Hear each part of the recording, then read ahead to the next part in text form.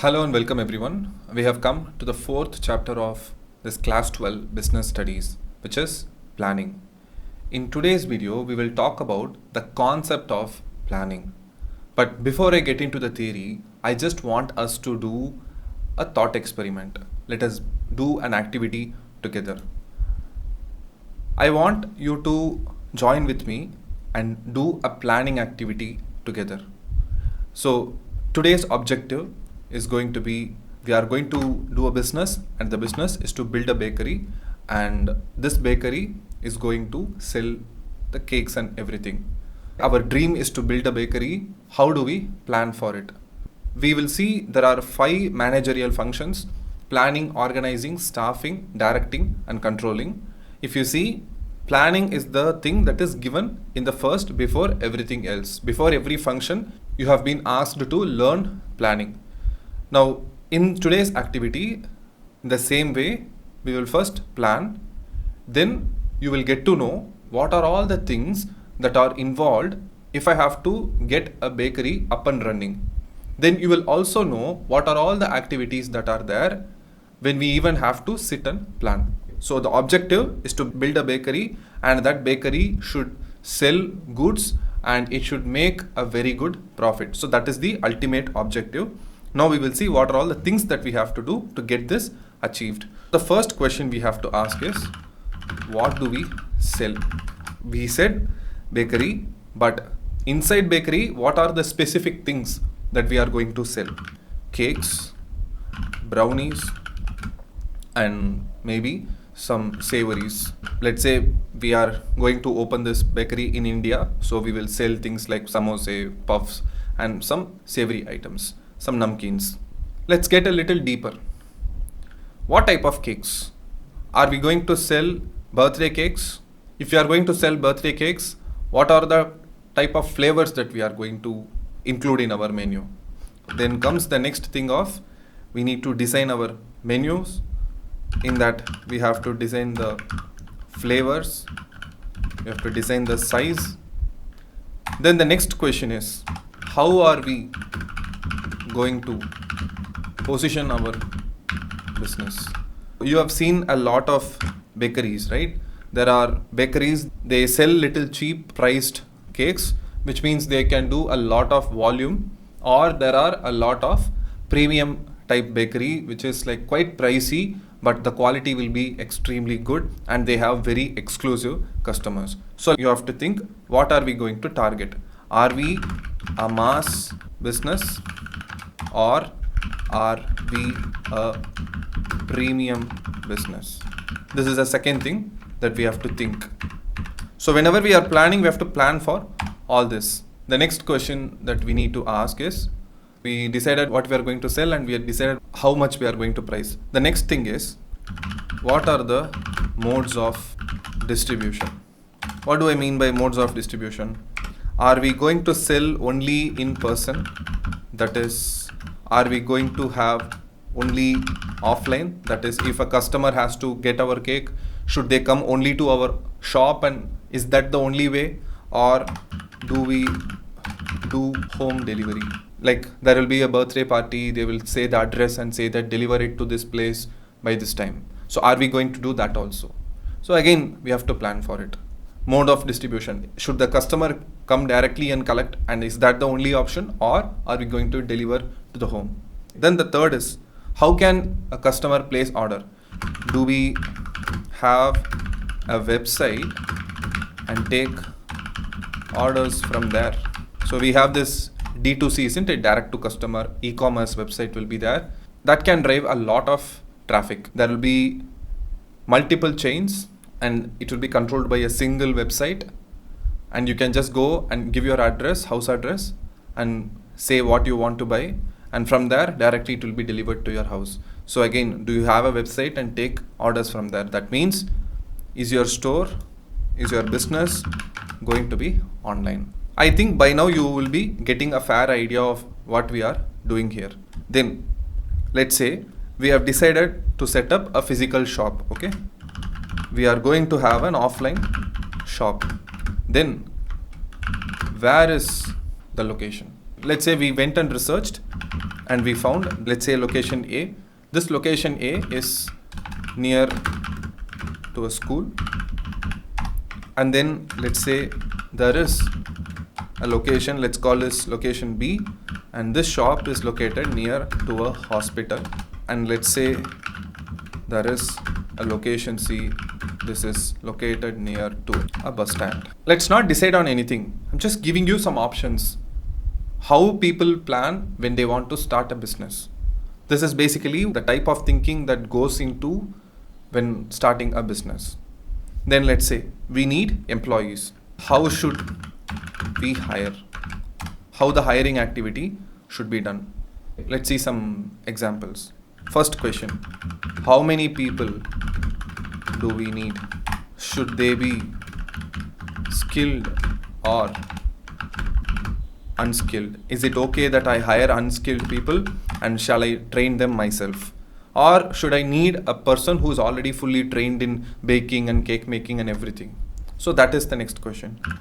How much can we pay salary to them? Okay, next question. What should be the age of, or what should be the typical age range of the employees? Are we okay with hiring even old people, or are we particularly focusing on people between the age 20 to 30? Because it matters, isn't it? So some 4 questions with respect to hiring. And finally, just to conclude this process, again, by no means the entire process of planning is completed here if we need to start a bakery, but just to give you idea, let's say the last question is, what type of assets do we need in the business? So only if I know what type of assets I can use in the business, then I can plan the finance for it. Obviously, we need a fridge.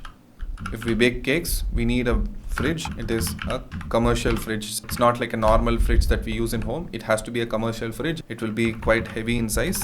So fridge is the first thing. Then we also need a freezer showcase. We will also keep the cakes for display in the shop, but that also should come with a freezer option. That is another big asset that we need. And then, are we going to have air conditioner in the shop? Yes. Let's say you have decided that you are going to set up a bakery which is a premium one, and if you are going to position yourself as a premium business, then yes, you have to have air conditioner in your shop. Next, how are the tables and chairs going to be? Are you going to have square tables, or are you going to have circular tables? Again, ultimately it depends on how much square feet you have inside the shop and how many tables you are planning to set up. And finally, you need a computer to do the billing. Okay, so these are all the assets that we have. And then this will lead to further questions like, what is the estimate? I have 4 options of commercial refrigerators that I can buy. Model A, Model B, Model C. Model A costs around 1.5 lakh. Model B costs around 2 lakhs, but it has some better quality. It goes on endlessly. At the end of the day, you will come up with a final number. Okay, how much final capital does it require for me to start this business? Let's say after all the thinking, all the analysis, you came up with the number that it takes at least 15 lakhs for you to start a business to this level. Then you ask yourself, how much money I have right now? Let's say you have only 7,20,000 with you right now. What about the balance? The balance 7,80,000 rupees. You have to raise it from outside. Then you have to start the next level of financial planning.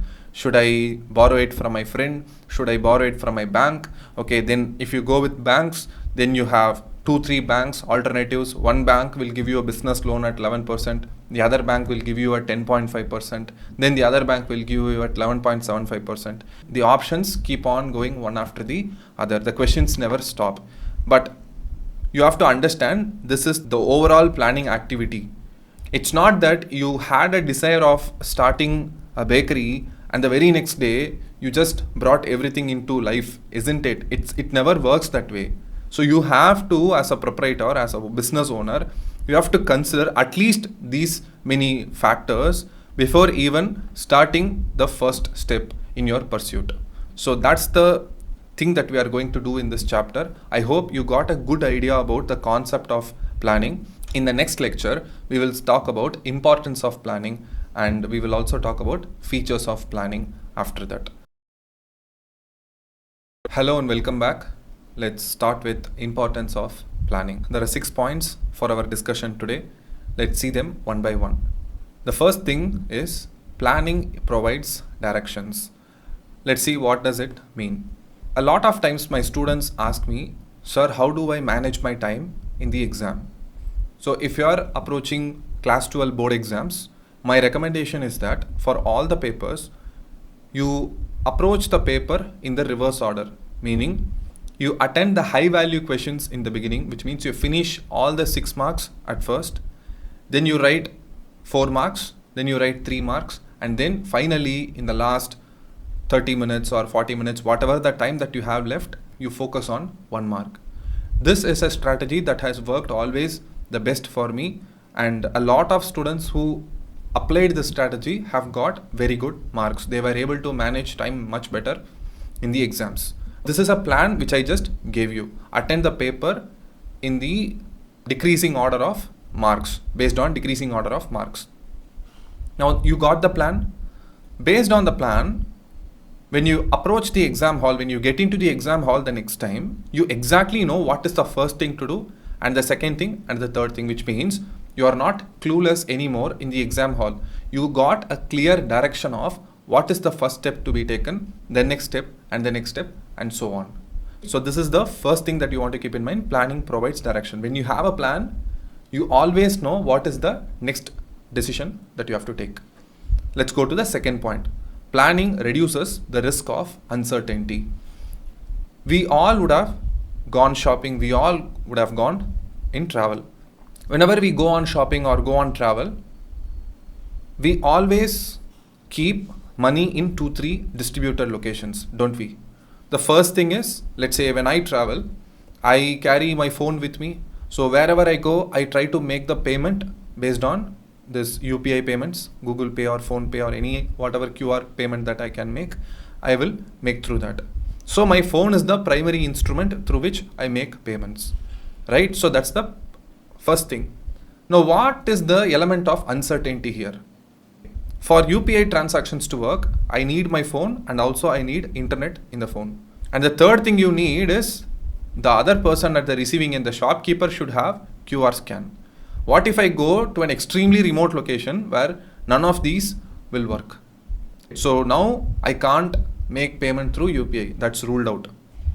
So how do I get through my things done when I go on shopping or when I go on travel? Let's say I have to pay a taxi driver. He doesn't have the QR option at all. He doesn't have UPI. How do I pay him?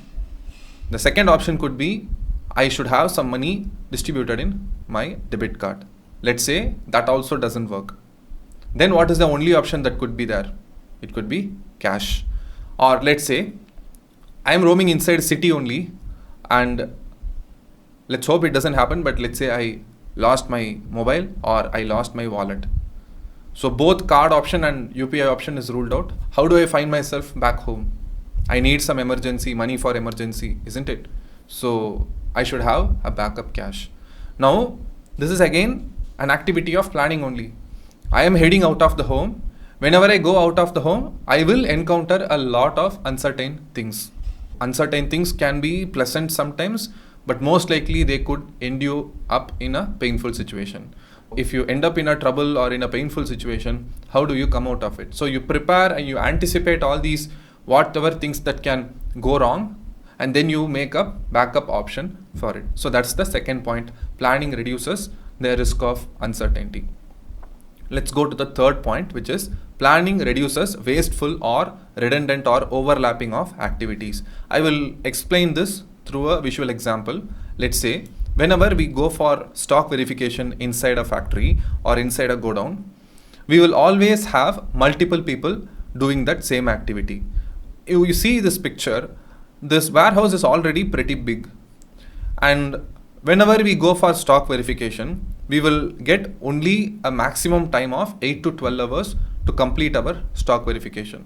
Imagine you are the only person and there are these many number of stocks and you have to count all these in a matter of 8 to 10 hours.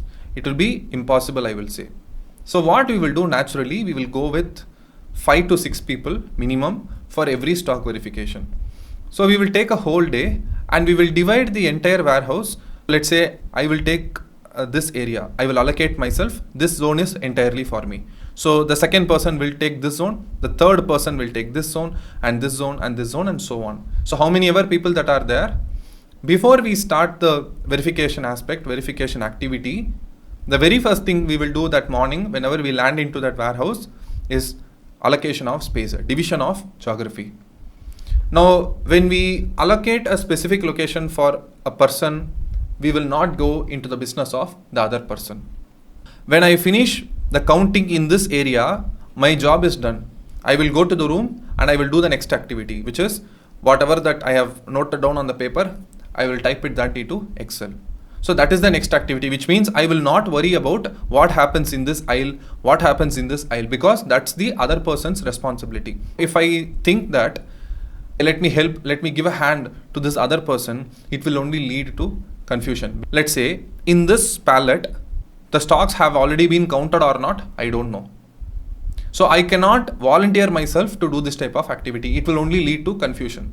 So we will divide the geography, we will divide the work, and we will stick to our business. This is a pre-planned, deliberate activity. That is the point here. Planning reduces wasteful or overlapping of activities. There is no point for a person who counted just the stocks in that pallet and then me going there doing the same counting. The thing is, again, it will lead to double counting. That's the first problem. The second problem is I am wasting time. In the time that I'm recounting the same pallet full of stock, I can actually go to the computer room and start typing my physical count on the paper. So at least they get digitalized and then we will use for finding the differences. At least I can make the progress in the next step of the next level of activities. So that's the reduction of wastefulness through planning. Next, fourth point is planning promotes innovative ideas. In the yesterday's video, we discussed in detail about the concept of planning. We did a case study of building a bakery from ground up. We just did a thought experiment. Now imagine I just sat with a single line that the objective is to build a bakery which is profitable. With just that one prompt, we were able to ask these many questions. By the way, if you haven't seen that video, I will really recommend you to watch that video which we just posted on yesterday under the title Concept of Planning. With just one prompt of to build a bakery which is profitable, we were able to come up with these many trigger questions. How many employees should we hire? What type of people do we need? Skilled employees or unskilled employees? One question will lead to the next question, and when you have many questions, you will also have many alternatives as answers. And then at one point, these questions will lead you to some creative thinking and you will come up with some unique idea which was not thought by any other person.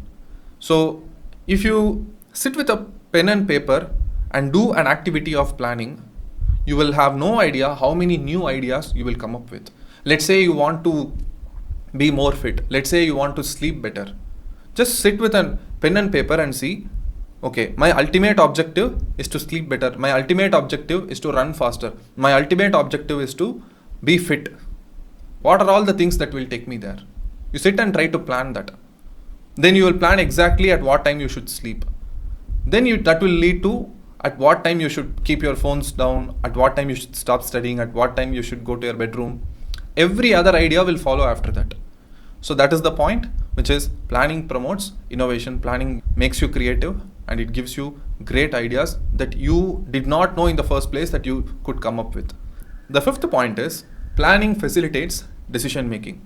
Now again, I go back to the example of the case study that we did yesterday.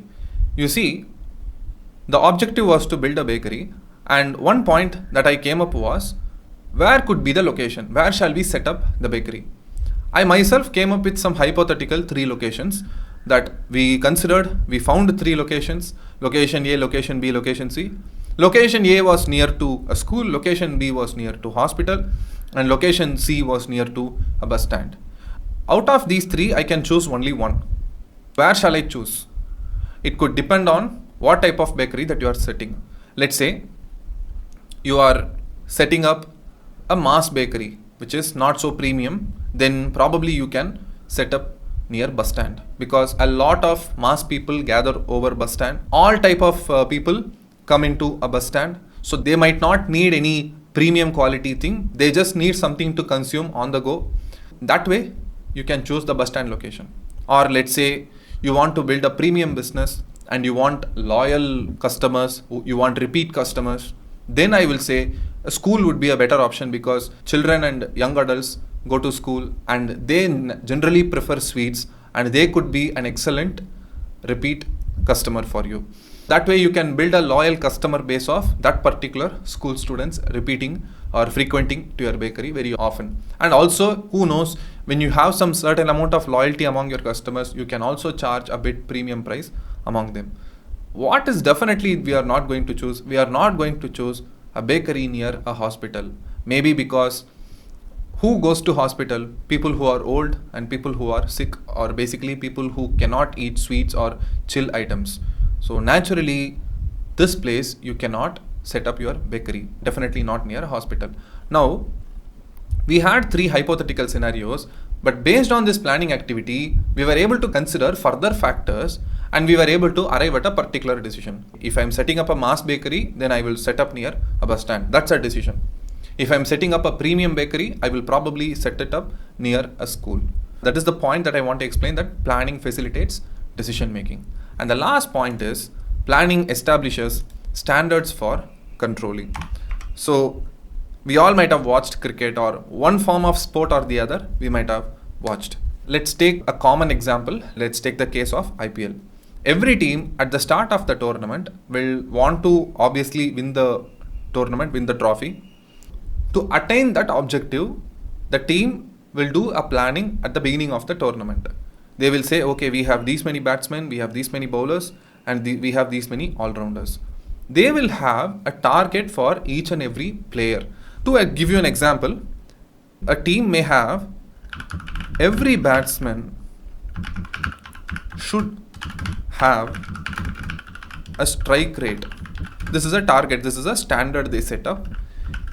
Every batsman, when they go to bat, should bat at a strike rate of definitely more than 150. This could be one standard, one target. And similarly, there could be a target of, let's say, every bowler should have an economy of, let's say, not more than 8 per over. This could be another standard. And then the last standard, to give you an example, the entire team should have a catch efficiency of more than 90%. That means out of every 10 catches that we get, we should catch at least 9 catches, and maximum number of catches that we can drop is only 1 chance.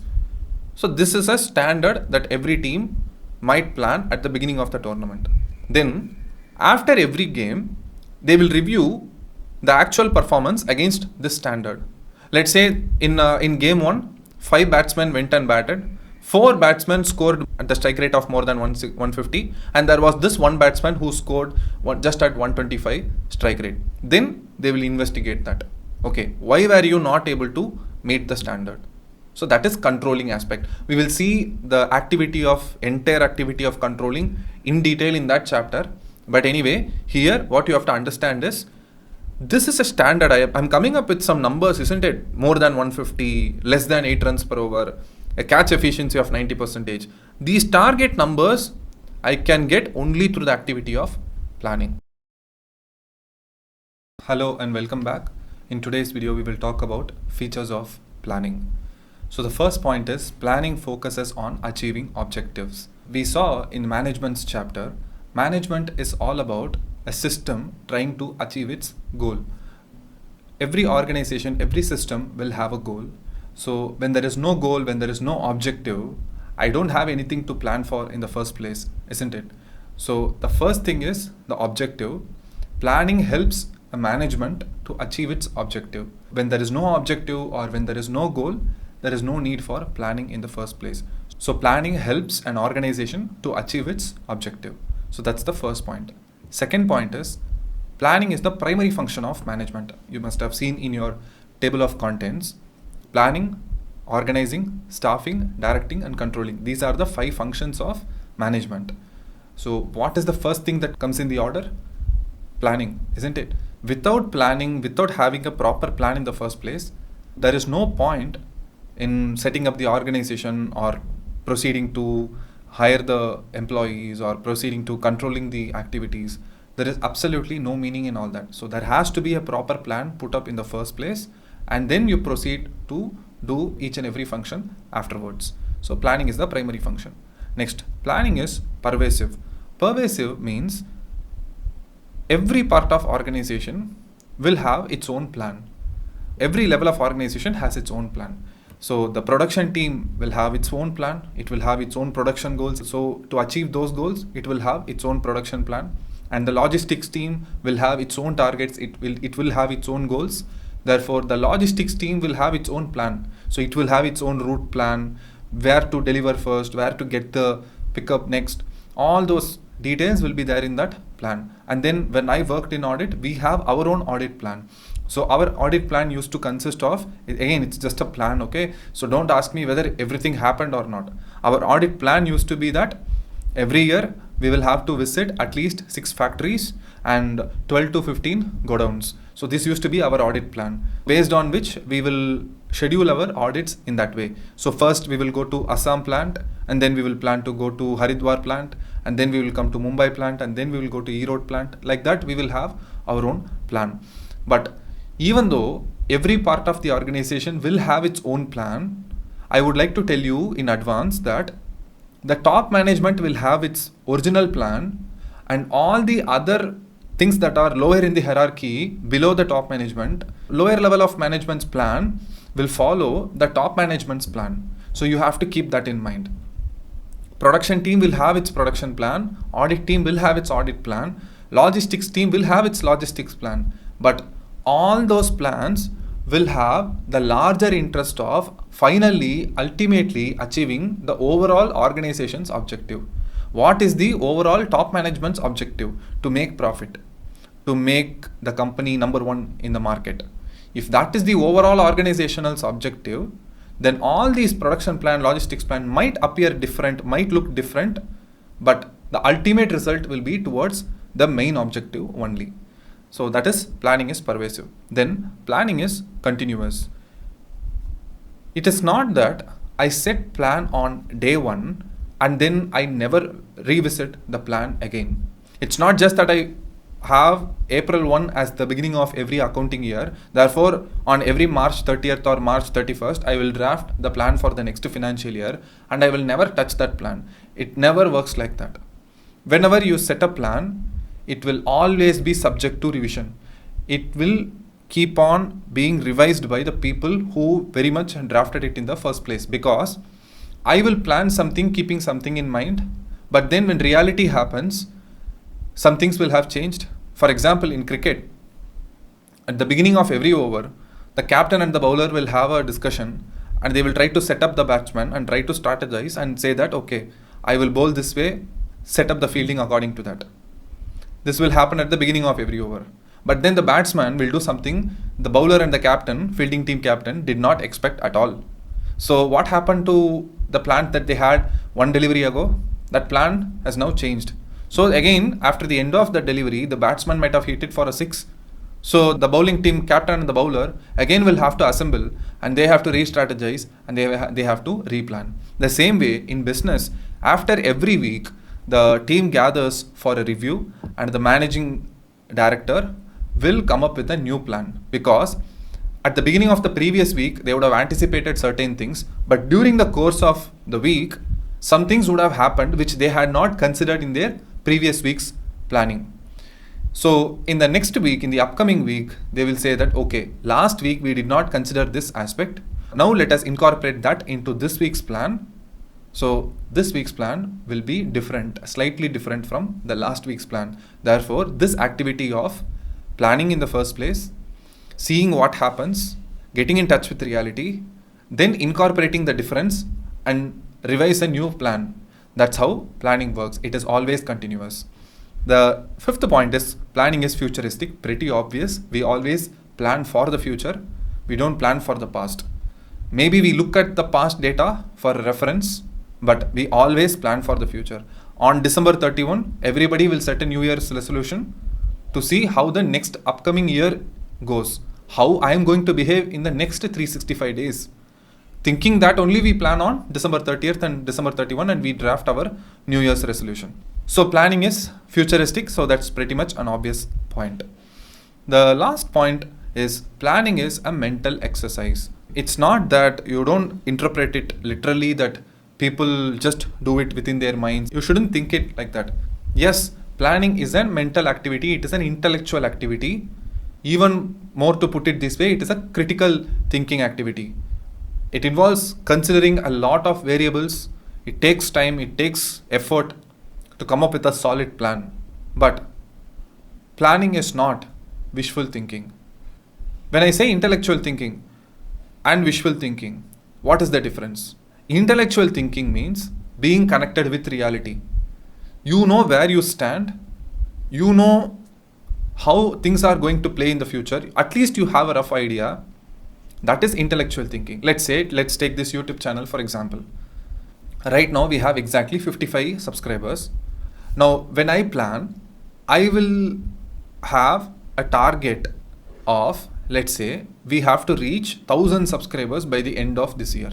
If I think this way, this is pretty much close to reality, and this is me thinking intellectually. This is me thinking critically. But if I keep saying to people that today I have 55 subscribers, by the end of this year, I'm going to reach 1,000,000 subscribers just by posting business studies video on YouTube. If I keep saying to people like that, then that is wishful thinking, that you are not connected with reality. So planning is a mental activity, it is a mental exercise, but it is an intellectual exercise. It contains a lot of critical thinking. It is not daydreaming, or it doesn't contain wishful thinking. Hello and welcome back. In today's video, we'll talk about limitations of planning. The first point is planning leads to rigidity. Let's take this example. Let's say you are a movie director and I'm the movie producer. We signed up a deal. Now, as a producer, I will always have the final say in any movie project, at least with respect to the financial aspects. When we signed the deal, I gave you a target of finishing the movie and getting it ready for this Diwali's release. And we are in June. And how long do we have time for Diwali? Diwali comes in October, end of October usually. So we have 4 months gap, which means you as a director have only 120 to 140 days to finish this entire project, which means I gave you a hard deadline. This entire movie project has to be operating within this time frame. That means, again, you as a director do not have much of a room for flexibility. Let's say you have a brilliant idea to shoot a movie sequence abroad. Let's say you also have a beautiful idea, you came across a beautiful location in Europe, and you feel like that it would be good to shoot a song sequence there. But we won't have the time to execute this process. So as a director, for you, this entire project has become extremely rigid purely because of my planning. So that's the first point. Planning leads to rigidity. Second point, planning reduces creativity. This is similar to the first point. Now let us see a new example. I am a marketing executive in a company. I have a brilliant idea, like similar to the series of cred advertisements you must have seen, don't you? Lots of celebrities used to come in cred advertisements like Udit Narayan, Rahul Dravid, Madhuri Dixit. All these celebrity advertisements, they made very funny ads with that series of advertisements. Now I have, for my product, for this company, I have a similar concept. I have very good funny script drawn up and everything. But let's say the company that I'm working for has a strong policy, has a strong plan that we do not work with any celebrities to endorse our products, which means the management says that we don't have any plans to work with celebrities for advertisements. That puts me, the marketing executive, in a difficult position. My creativity has been curtailed to a larger extent. Now I have to think of an alternative way of how to come up with an attractive advertisement, an interesting advertisement without the help of celebrity. That means I have to rewrite my entire ad script from the beginning. So that is the second point, which is pretty similar to first point. Planning reduces creativity. Now let's go to the third point. Planning may not work in a dynamic environment. Again, I will give you a personal example. In the previous video, I talked a bit about audit plan. Regarding this point, planning is pervasive. I wanted to explain every part of the organization will have their own plan, production plan, logistics plan, and audit plan. On that context, I said we used to have a plan of visiting 6 factories every year and roughly 12 to 15 warehouses every year, depots every year. So that used to be our audit plan. Every year beginning, we will draw up this schedule. But I did not tell in the previous video whether we were able to really achieve our plan, we were able to achieve our target or not. Were we able to strictly follow our plan? The answer is no, because as an audit team, we worked in a chaotic environment. Here they have given the word dynamic environment. I would go one step further and use the word chaotic environment. What do I mean by chaotic environment?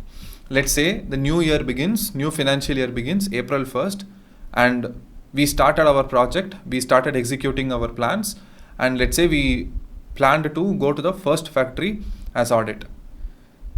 By the time we finish, or even the time before we could finish the first audit of the first factory, we will come up with some other firefighting issue. There will be some suspicious activity that is going in some other department, some whistleblowing information that we would have received. So we might have to put that plan of auditing a factory on hold, and we would have to go to attend this more urgent problem. Similar to this, we will always have urgent and important issues rising up at almost every time of the year. There will be no shortage of crisis in the company where I worked, which means there was always some sort of somebody ringing fire alarm, financial fire alarm somewhere. So as audit team, we should always be ready to go and attend that. So what happens to our main plan? It will almost never work. We almost never achieved any of our originally planned targets. It was because of the chaotic environment. Had the company been very systematic, had the entire organization had a rhythm and harmony to it, these type of firefighting issues will not happen that frequently and that big volume in number. So that means as an audit team, the plan that we said at the beginning of the year, we will have more probability of executing them, because we would not be needing to go and attend all these sudden firefighting crises. So that's the third point. It will not work in a dynamic environment because there are a lot of other variables which are not in your control. Those variables will always have an adverse impact on you. Therefore, you will not be able to execute your problem. To give you another example, let's say you live in a joint family and you don't have a separate space, you don't have a private room or anything. That means you can hardly plan anything of your day. You can't have a morning routine. You can't have a study plan. Maybe you plan to get up at 5 o'clock and study between 5 to 7 o'clock.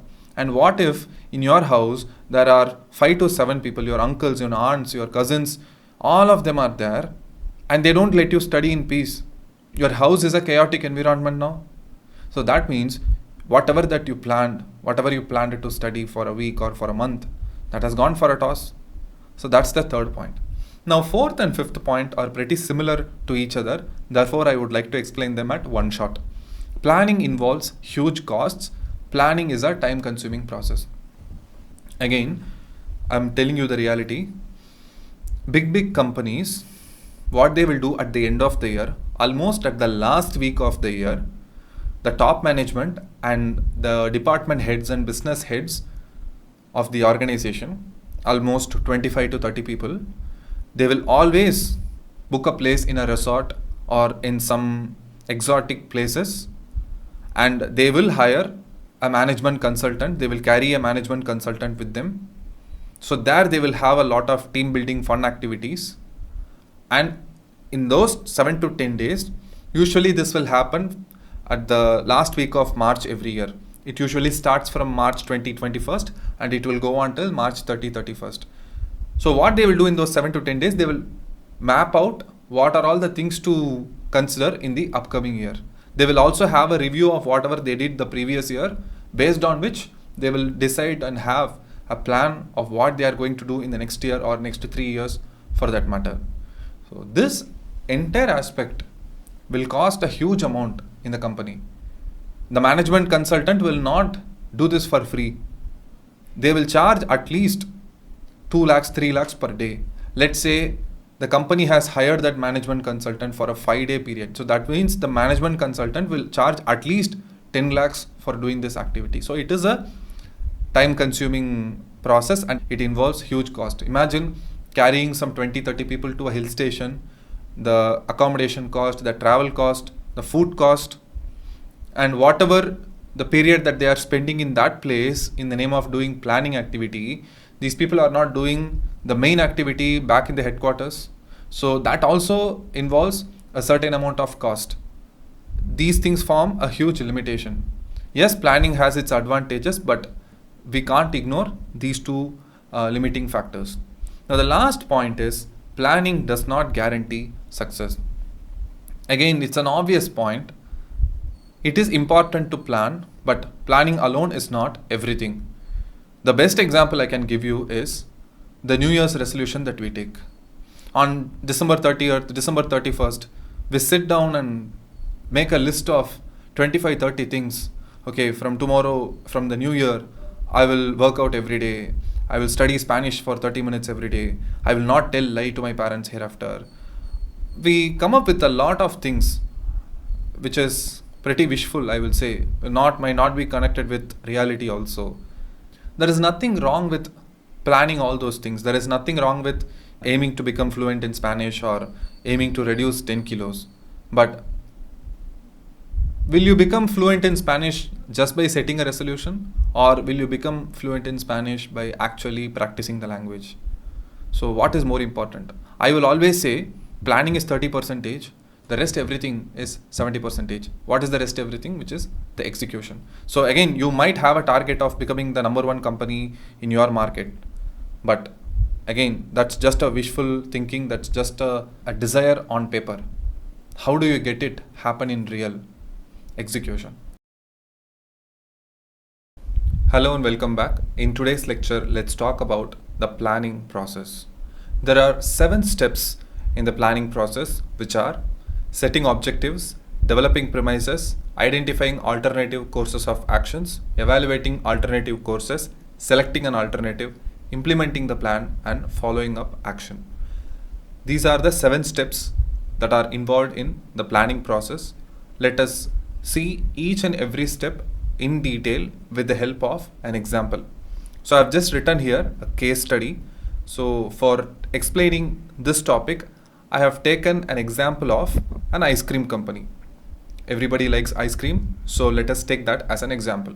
Now you own this ice cream company, it's your company. The first step is setting objectives.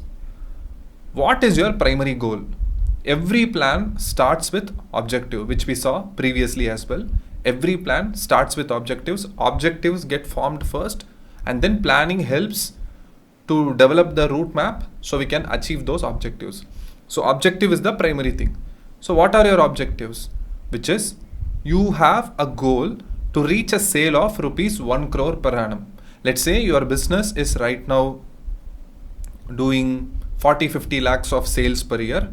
Now you have an ambition to make this company doing a sale of 1 crore per annum. Almost, let's say, double the sales. To achieve this 1 crore per annum, you have to double the production. So that is like the next step. So if you double the production, then you will have more things to sell, and then again you can double the sales. To double the production, what should you do?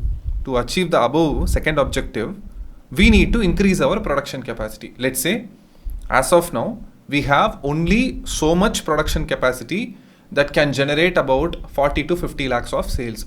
Our production capacity can only handle that much amount of demand. Now, if I have a demand of 1 crore rupees per annum worth of sales, then shouldn't I double my production capacity? That means I have to consider what are all the ways in which I can double my production capacity. Okay, the obvious answer is, if you have to double the production capacity, you have to set up one more factory. Okay, so that's the final objective. That's the place where we have to start. If you set up a factory, you can double your production. If you double your production, then you can double your sales. If you double your sales, you will reach the target of 1 crore sales per annum. Okay, so how do we set up a factory? Before we proceed with the final conclusion that we are going to set up a factory, we should also look at the second point of this planning process, which is developing premises. You need to understand what is mean by premises. Premises here mean assumptions. Premises here means assumptions. Now, what are all the things that we are going to assume here? Let's say you are currently in plus 2. If I ask you, what are you going to do after plus 2? You will say, I'm either going to do CA, or you will say, I have to join BCom in some good college, and then from there I want to get into IIM for post-graduation. Or you will also say, you might do ACCA, CFA, or some of you might say data science. Whatever was your answer, why did you decide to choose that? Either you like it, either you really want to be a CA, either you really want to be a data scientist. Okay, then the next question I will ask you, why do you want to become a CA, or why do you want to become a data scientist? Then you will say, currently that is the trend. In next 20 years, in next 30 years, data science is going to rule the market and CA will never go out of demand. Similarly, you will also say, business is going to increase, India is going to develop, more and more businesses are coming into our country. Therefore, if I get a good MBA from IIM, my career is set. We make all these assumptions, isn't it? So these are all the assumptions. Similarly, we also assume that there will be a great demand for our product, which means we can proceed with full confidence that yes, it's not that tomorrow we'll set up a factory and then we will end up producing extra goods and then there will be no sales at all and we have to just throw away all the manufactured products and we will end up in loss. So we are not afraid of the thing. We are not doubtful of whether it will sell tomorrow or not. There is no point of doubt there. We are so sure. So that is the assumption. Again, it is going to happen in the future. So we are forecasting it that way. And then we are saying, if we make all the right decisions, let's say we open the correct factory and we make a good quality product and we make a good sale, we make good advertisement. If we keep making the right decisions, then sales will be doubled in 3 years. This is again another assumption, another forecast. So this is the second step, which is developing premises. Let's go to third step. Once you set the objective and once you make enough assumptions and enough premises, then you go to the third step, which is identifying alternative courses of action. Now, in this case, let us ask ourselves, what is our ultimate objective? Our ultimate objective is to set up a factory, or let's say double the production. For that, we need to set up a factory. Okay, how do we set up a factory? There are two alternatives when we have to double the production. You can set up your own factory, or you can outsource the production function to a third-party manufacturer. In case you don't know what is this outsourcing a production concept, let me explain.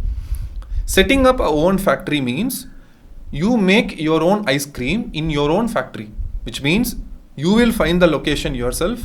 You will first make a factory, then you will set up all the equipment, then you will have your own employees there. You will have your own technicians working inside that. They will be actively involved in the production. You will give them the formula. Everything you will do it by yourself. So that is your own factory. Outsourcing the production to a third party means there is already a person who set up a factory already.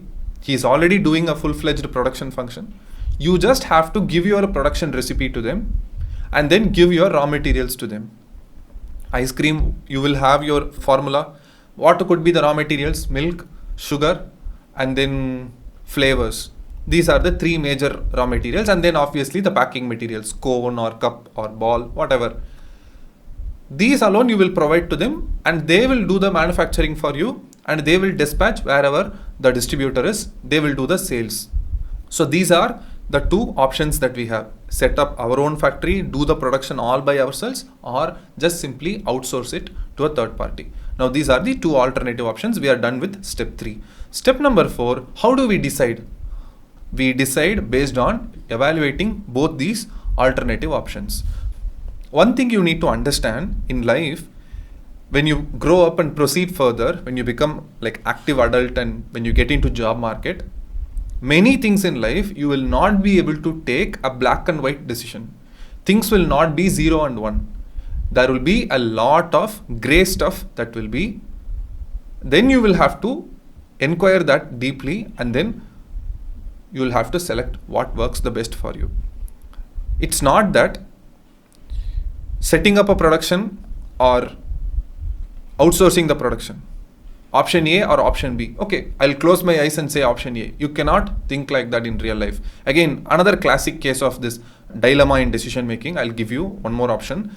Tomorrow again you grow up, you get a job in a new city, and you believe that you are going to stay in that city for 5 to 6 years, or let's say 10 years. Will you buy a house in that city, or will you rent a house in that city? Don't give me a direct answer yet.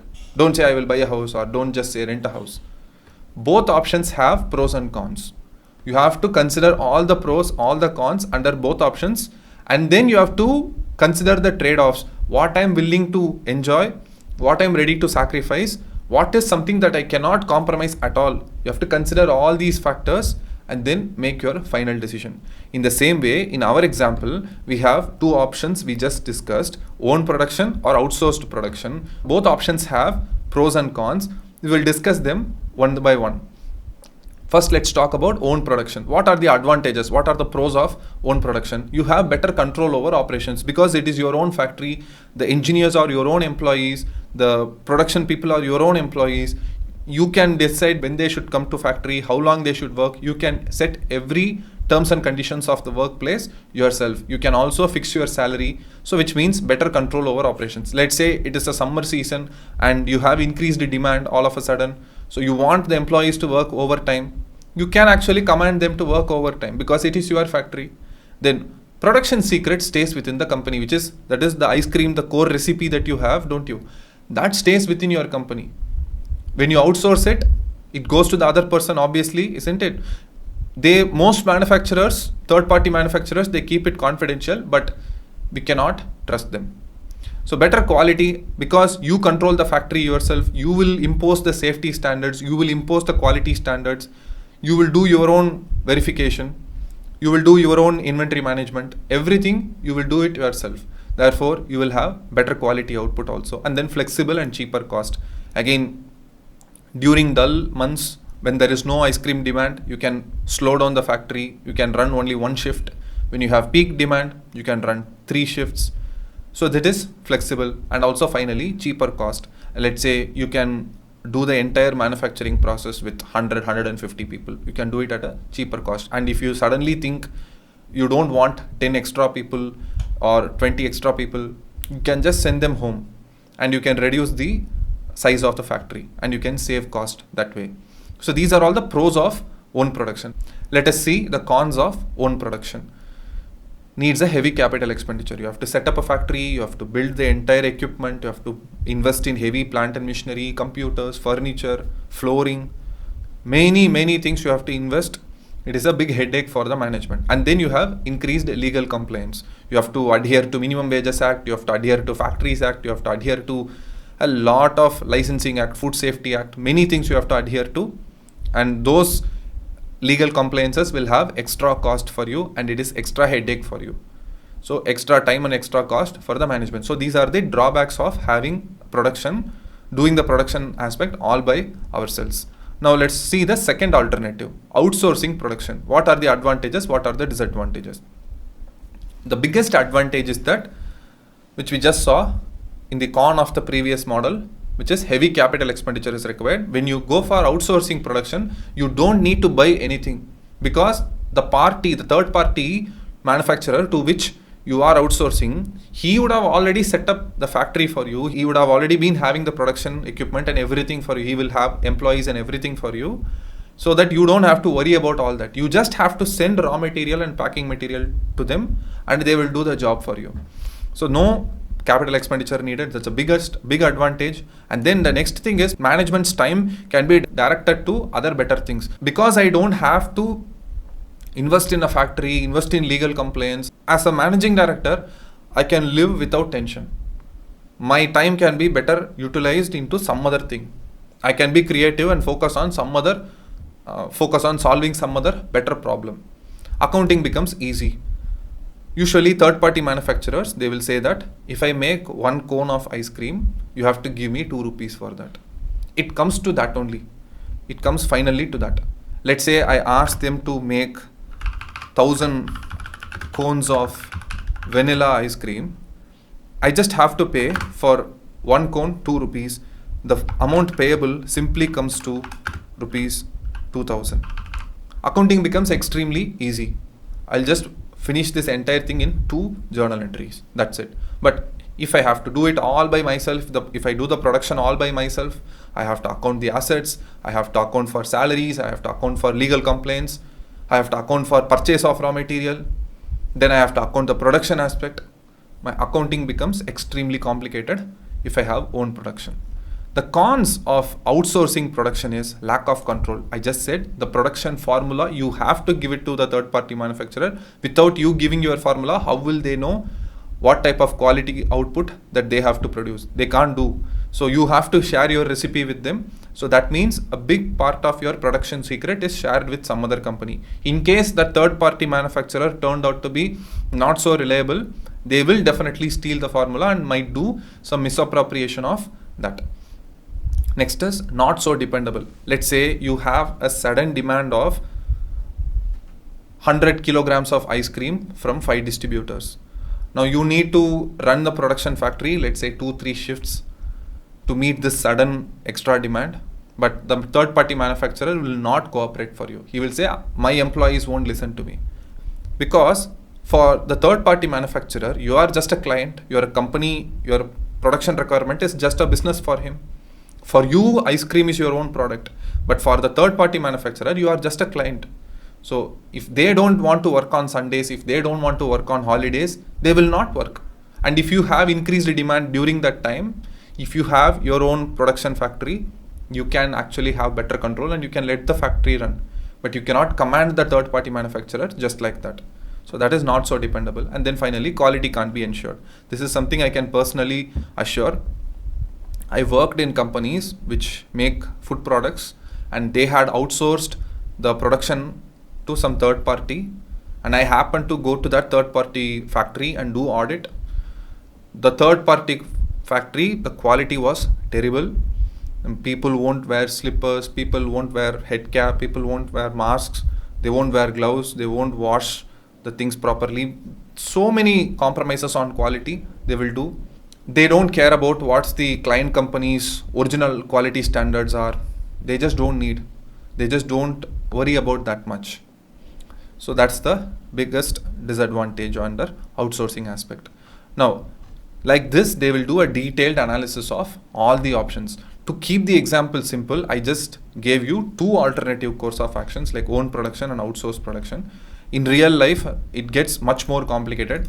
Each and every objective will have 5 to 6 alternative courses of action, and each of them will have 10 to 12 pros and cons. And then the management will sit and really give a good thinking to it. Then they come up with a final decision, which is selecting an alternative. 4 steps we have discussed. We are in 5th step. Now you have to decide it for yourself. Should I own the production or should I outsource the production? If I'm a small company, I would try to outsource the production as of now, because I will not have the financial ability to generate funds and build a big factory and invest in heavy capital expenditure, and also doing a lot of legal complaints is not my thing. So if I outsource the production, it is little easy for me. But let's say if I'm a very big company, my entire business is dependent on my production formula and the recipe is so important, then I will not outsource the production at all. I will want to have complete control over myself, because if I share the production formula, somebody might steal it and make a product out of it. I don't want to take that risk. So I will do my own production. So I will choose option A in that aspect.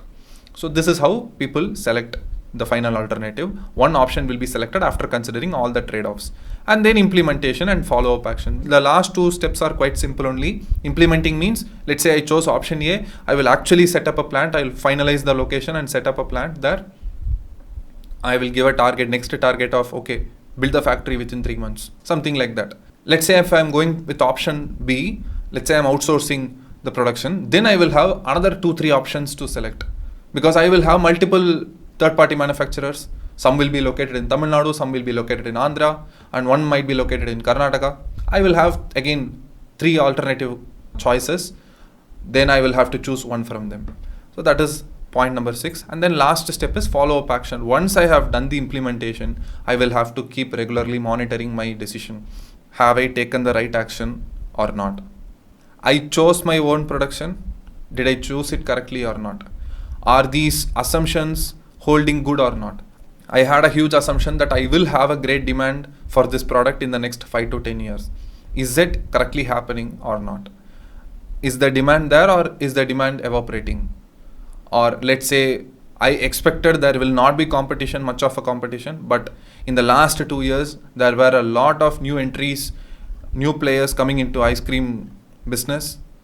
I will have to keep checking all these things.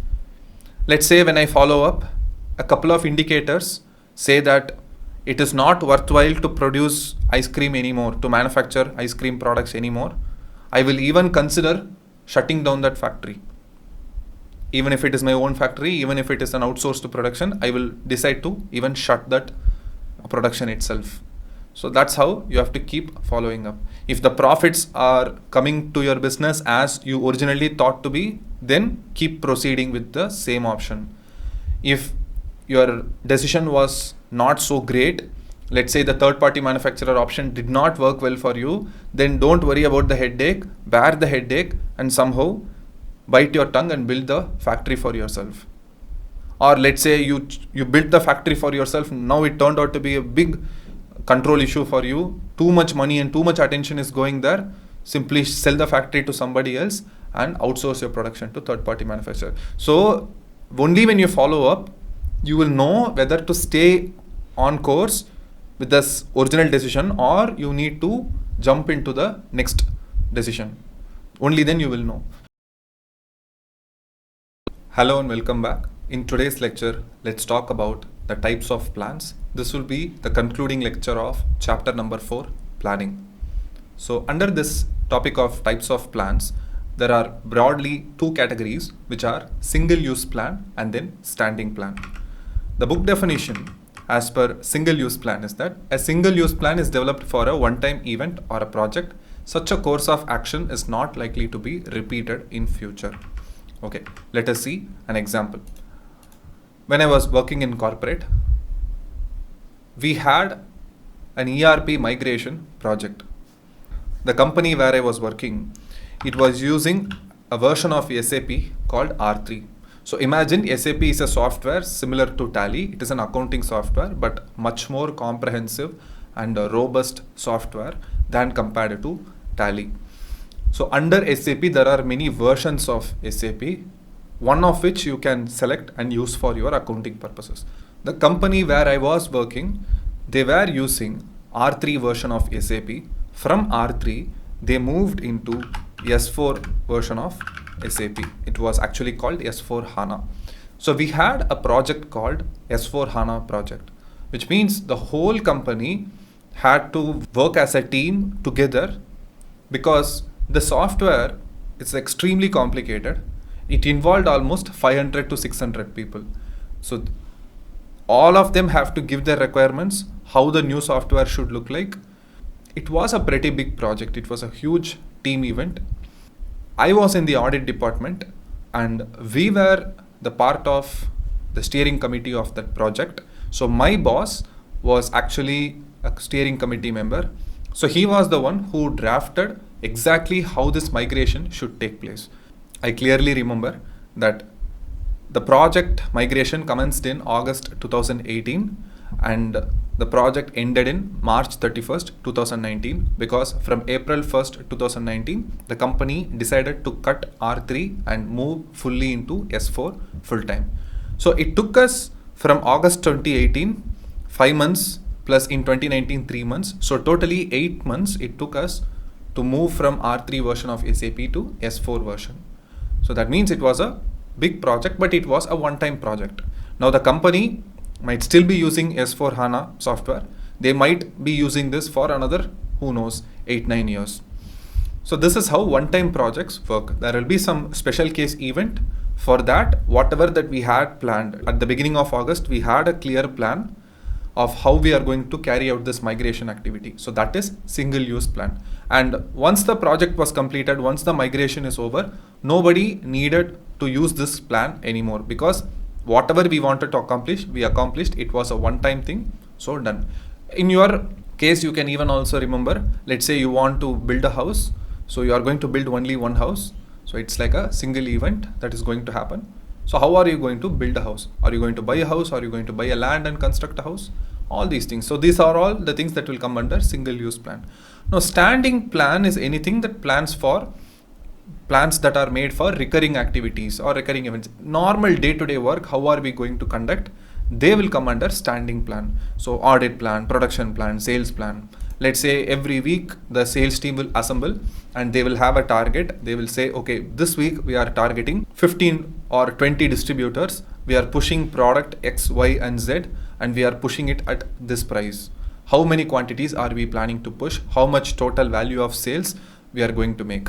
So that will be discussed at the beginning of every week, and then at the end of the week they will have a review of whatever happened during the week, and in the next week they will course correct and make a slight modification, and they will make a relatively new plan in the next week. This goes on week after week, fortnight after fortnight, month after month, year after year. So this is standing plan. We are done with these two broad categories of plan, which are single use and standing plan.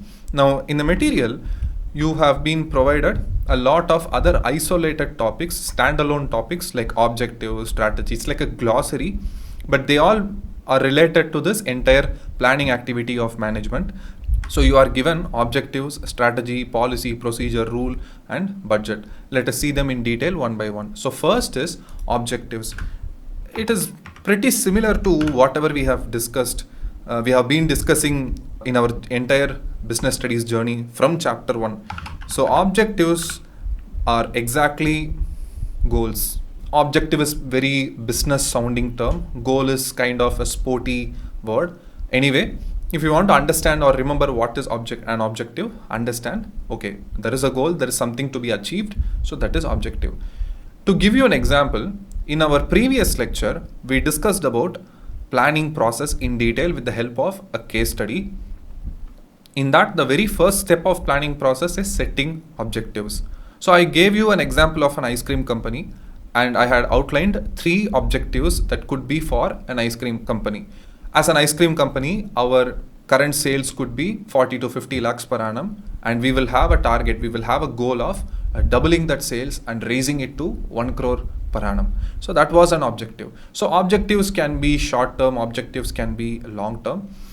Short-term objectives can be anything that what we can do in the next 3 months or 6 months. Long-term objectives can be anything that you have in mind for the next 5 years, where you want to see yourself in 7 years. That is long-term objective goals. So goals can be short-term goals, long-term goals, the same concept only.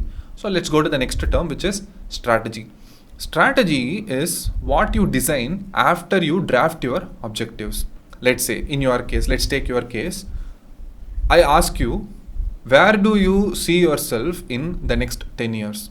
If you are watching this video, most likely you should be in your class 12, and most likely you should be 16 or 17 years old. Where you see yourself 10 years from now? I ask you, by the age 27, where do you want to be in your life? So you will give me a rough idea of, I want to do business or I want to be in employment. Okay, then for being in employment, what stage or what status you want to reach in your employment. Then you might say, I want to see myself in middle management or upper middle management, you can say. Then the next question is, by doing what you will reach that place. So that is strategy. Let's say you want to be in business, then that means you have to do BCom and then you have to do MBA from a good university. If you do MBA from a good college, you will learn a lot about the art of doing business, the science of doing business. That will really help in your entrepreneurial journey. So this is a strategy. Overall outline. I will do step A, step B, step C, and I will reach my objective. So that is strategy. Now you should not confuse yourself between strategy and tactics. So strategy talks about in 10 years, in 20 years, I want to be a big businessman. To be a big businessman, I have to study MBA. Then I have to start my first business. Then I will scale my business and then maybe sell the business for, who knows, 10 crores, 20 crores. Then I will open my second business. It goes like that. This is a large outline version. This is strategy. Now the tactics is much more detailed. In strategy, we will not talk about detail. Okay. Now what is a detail? What is a tactic? You said to become a businessman, I want to study MBA from a good college. This is strategy. Now tactic is which college you should study, which batch you should study. You should take up morning college or evening college. Should you study in a tier 1 college or tier 2 college? These are all details. These are all tactics. How you should study MBA, at what percentage you should clear MBA. These are all details. Now understand, strategy is a rough outline of, rough game plan of how to achieve your long-term objectives. Strategy is always long-term in nature. Let's talk about the next term, which is policy. These are the examples of the policy that I had seen in my previous work. Almost all the case studies and references that I give you here are the things that I directly experienced firsthand in my job environments. Okay, so if I have to explain policy, the company where I worked, there were a lot of policies. Some examples I will give you: travel policy, smartphone policy, and furniture policy. Policies are the things, like it will be in a written document. It details about what the company sets like a criteria. Okay, I'll tell you what is a travel policy. In the company where I worked, employees had to travel for business purposes. As I explained in many of my previous videos, I had to travel a lot in my work. So I was stationed at Chennai. My headquarters was in Chennai. From Chennai, I had to travel to Bangalore, Hyderabad, Vijayawada, Gujarat, Uttar Pradesh, West Bengal, Assam, almost everywhere inside the country. And sometimes we had to travel abroad also. But the travel policy states that I was in middle management, I was in grade 5C. It will say that if you are in grade 5C, you can travel by bus, train, or you can also take the help of an air transport. If you go to tier 1 city, you will get 550 rupees per day for boarding purpose. If you go to tier 2 towns, you will get 500 rupees per day for boarding purpose.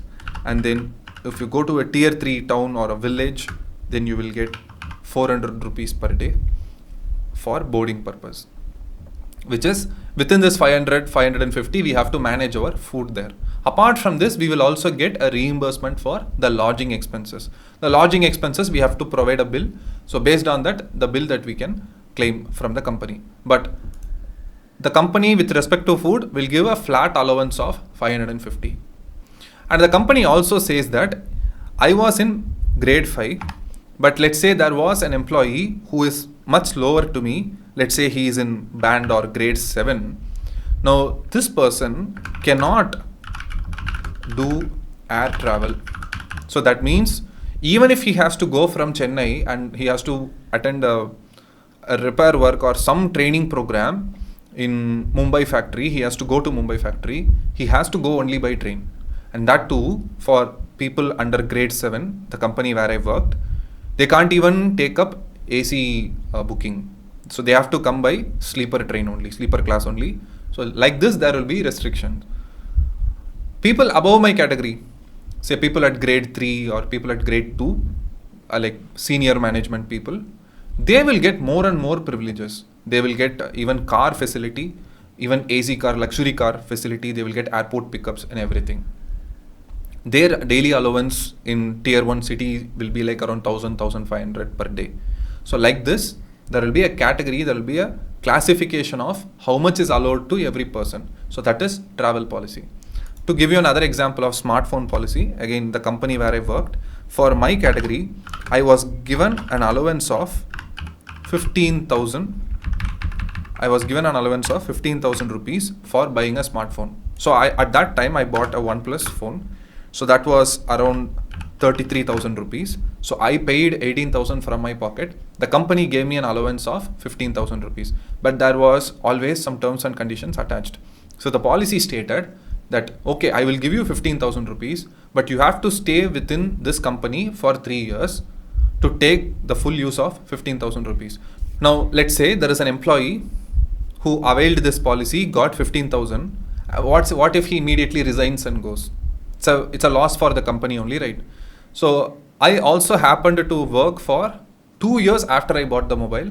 So the condition was to be for 3 years to get this full benefit of 15,000. So I stayed only for 2 years after I availed this policy. So while I came out of the company, I had to repay almost 2,700 or some 3,000 rupees back to the company.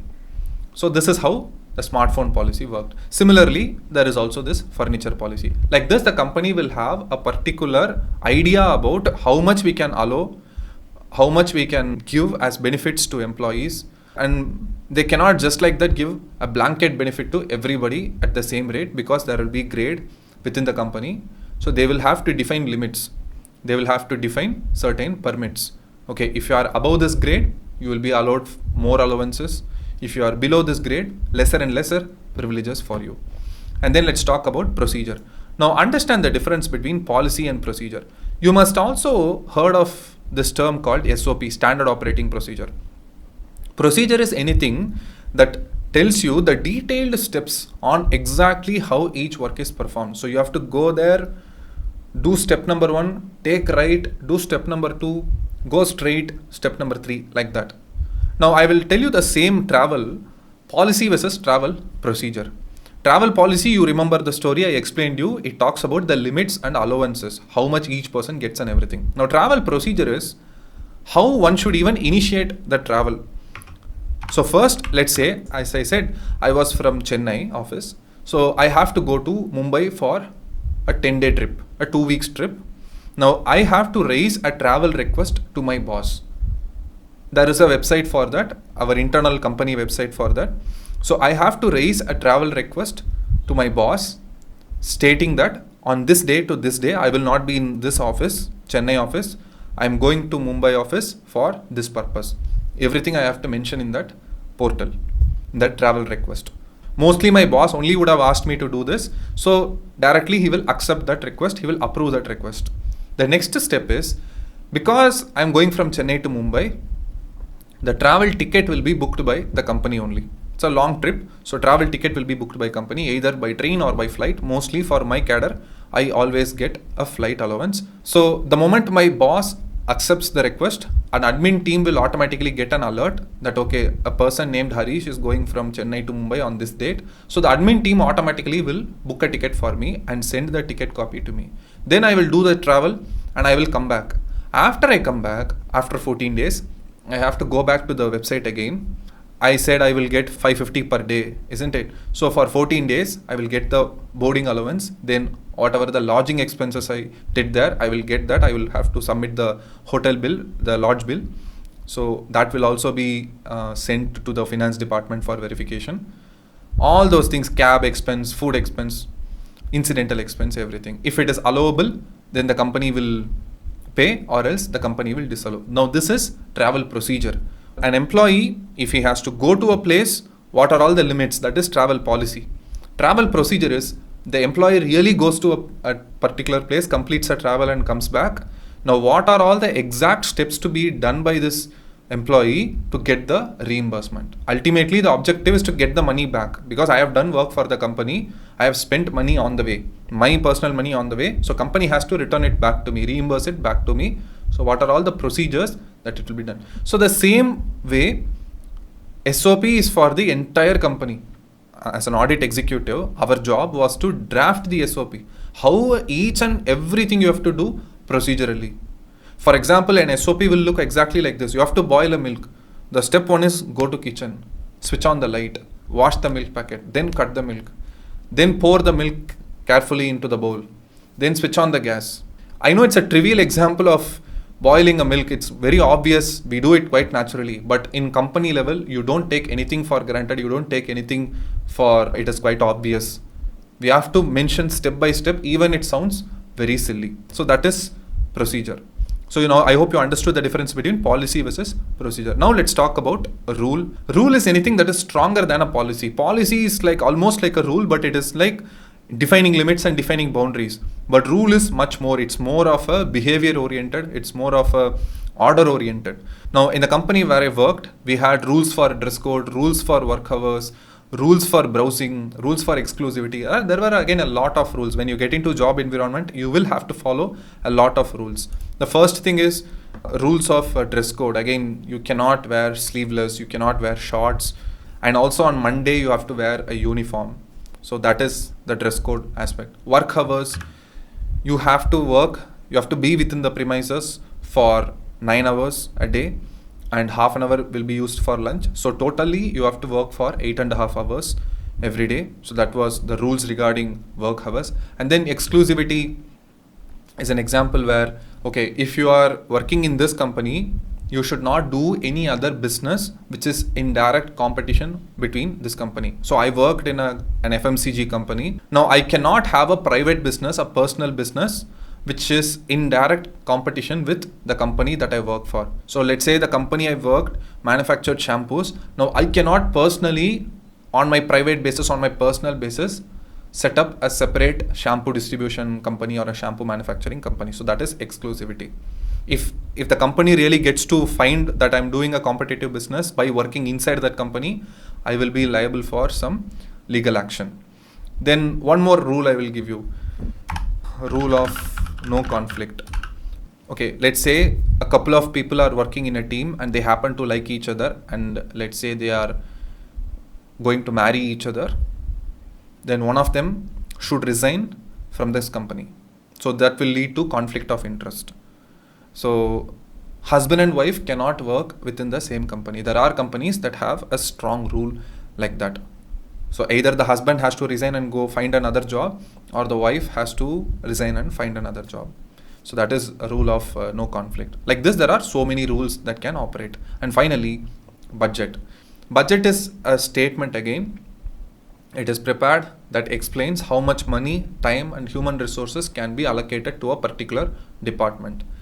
I come from audit team, so I will give you whatever worked in that audit team, whatever we had as budget. Now, the managing director will give my boss an annual budget, like how he does for every team.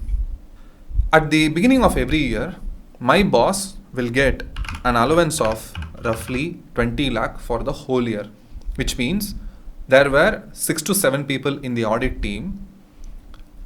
This 20 lakhs should be used for all the travel that I mentioned. For explaining this concept of policy, I told you about my travel of me going from Chennai to Mumbai for 14 days, isn't it? If I go from Chennai to Mumbai for an audit for a 2-week period, it will roughly cost the company almost 50,000 per person. So if 2 of us go, it will cost 1 lakh for the company. The flight ticket itself will cost around 15 to 20,000. Then we have to stay there. Then we have our food expenses. All those things will add up. So for 2 weeks, it will cost the company 50,000 at least to 1 lakh. If let's say we are going as a 3 people, 4 people team, it will definitely cost 1.5 to 2 lakhs. Now like this, we will be carrying out a lot of travel, lot of audit.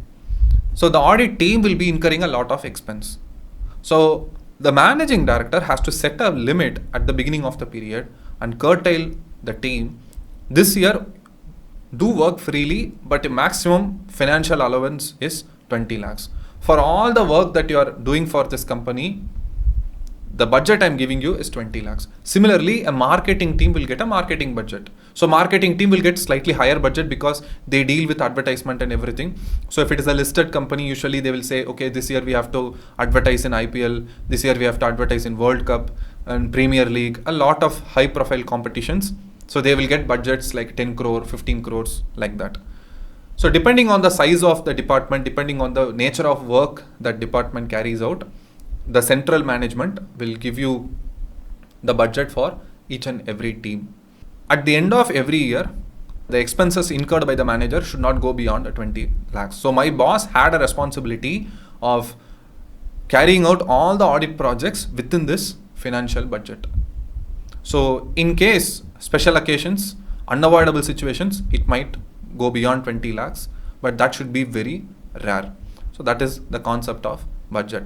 To give you even a simple example, the money that pocket allowance that parents give to their children. Okay, I will give you 200 rupees for this week, whatever after school things, print out, Xerox, whatever that you want to take, Pani Puri, whatever that you want to do for yourself, do within this 200. Don't ask me any money beyond that. There are many houses that follow this type of system, isn't it? So that is pretty much budget for you. Now, I'm not going to explain what is method and what is program because I really don't see any big difference, to be honest. It looks very academic, it looks very theoretical. Procedure is similar to method. I really don't see a difference between what is procedure and what is method. And also program, I really don't understand what they are trying to talk in the NCERT material. So I'm not going to take these two things. So for your academic purpose, I would just say, read that passage again and again, almost by heart it. And if they ask you in exam, just write whatever it is there. So you have traveled with me so far in this entire planning chapter. I hope you understood the first function of management, which is planning. I hope you understood the concepts deeply. If you still have some more doubts, let me know in the comment section. From tomorrow, we will be discussing about organizing chapter. Thank you and bye-bye.